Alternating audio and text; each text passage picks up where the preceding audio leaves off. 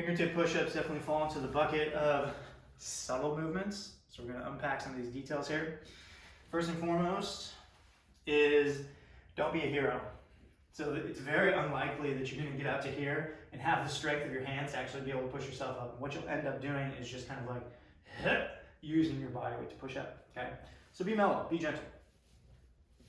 My hands are just a couple inches from my knees, and I'm using pressure through my middle three fingers. I'm going to lose contact with my pinky and thumb, and I'm just pressuring up. So the goal here is to truly use the force from your fingertips. And if you've got weak hands and weak forearms, this one's made just for you.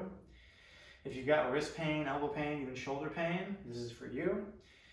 And what we're trying to do is create tension for basically the tissue that runs all the way from the end of my fingertip to my elbow, and then create some deceleration all the way back down. So if you've done the crab and bear stuff as a part of your program, which if you're seeing this, it's very likely you are, very same principle of me being very slow on the way back down, using this muscle to eccentrically decelerate, nice and slow.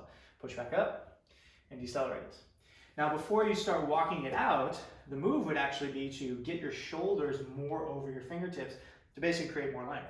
So from here, it's not, well, actually it's quite a bit harder. I didn't think it was going to be that hard just by me getting my shoulders out over my hips, and even just two. This would be very hard for a set of 20. My forearms would be absolutely on fire. If I want to make this easier, pretty simple. I just sit further back. I deload myself even more. Look, I don't really have any load whatsoever, so I can start to practice pushing up through there.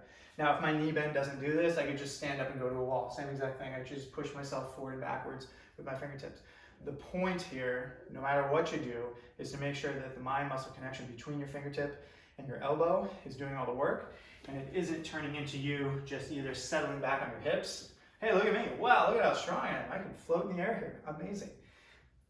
Versus lots of tension through the fingertips, okay? Don't use your shoulders, don't use your hips.